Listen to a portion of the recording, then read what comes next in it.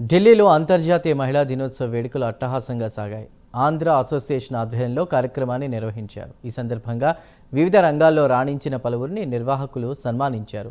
కార్యక్రమంలో మహిళలు భారీగా పాల్గొన్నారు.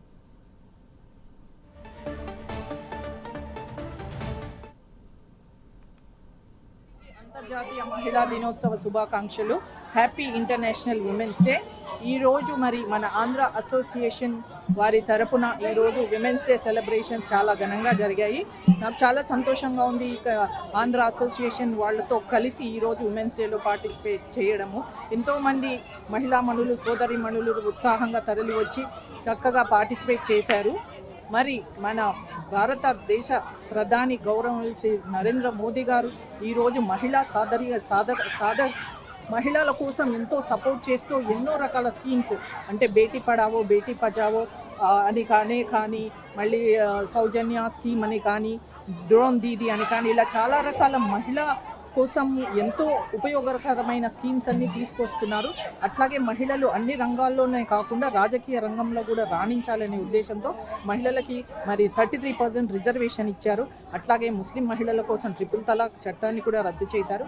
ఈ విధంగా మరి మోదీ గారు ఇచ్చిన సహకారంతో ఈరోజు మహిళలు ఎన్నో రంగాల్లో ఎంతో ముందుకు వెళ్తున్నారు. మరి మన దేశ ప్రగతిలో మహిళల పాత్ర ఎంతో ఉన్నతమైంది.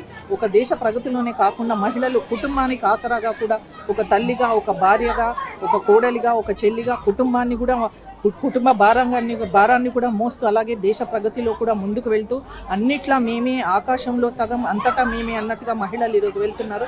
అట్లాగే మరొక మహిళగా ఉండడానికి నేను మహిళగా అయినందుకు నేను చాలా గర్వపడుతున్నాను. అంతర్జాతీయ మహిళా దినోత్సవం సందర్భంగా ఈ దేశంలో ఉన్న మాతృమూర్తులు అందరికీ కూడా అంతర్జాతీయ మహిళా దినోత్సవ శుభాకాంక్షలు తెలియజేస్తున్నాను. ఈరోజు ఢిల్లీలో ఆంధ్ర అసోసియేషన్ వారు ఈ మహిళా దినోత్సవ సందర్భంగా మమ్మల్ని ఇక్కడికి ఆహ్వానించారు. దానికోసమని మేము ఇక్కడికి వచ్చాం. ముఖ్యంగా ఇక్కడ ఈ ఆంధ్ర అసోసియేషన్ వాళ్ళు తెలుగువారి అభివృద్ధి కోసం వివిధ సేవా కార్యక్రమాలు అందిస్తూ ఈరోజు ఈ మహిళల కోసం ఈ సందర్భంగా ఈ అంతర్జాతీయ మహిళా దినోత్సవాన్ని ఇంత గొప్ప కార్యక్రమాన్ని నిర్వహించినందుకు వారందరికీ కూడా ధన్యవాదాలు తెలియజేసుకుంటున్నాను. అలాగే మన దేశంలో మహిళల పాత్ర చాలా ముఖ్యమైనది.